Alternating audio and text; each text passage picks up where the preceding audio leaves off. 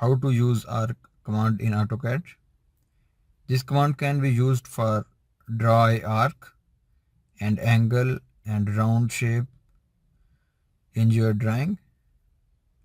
I select the arc command from draw panel or shortcut key. Press ARC from the keyboard, then enter. Now this command is active. Then click where you want to start the arc. I will select here. Specify the first point, then specify the second point, then where you want to end, specify the third point. You can see this one is arc shape. Now you can adjust as you like. I will adjust here, and again I will check, and again I will active this command from draw panel.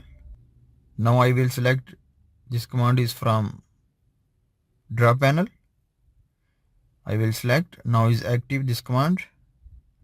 Again I will specify the first point, then second, then you see this one is third point.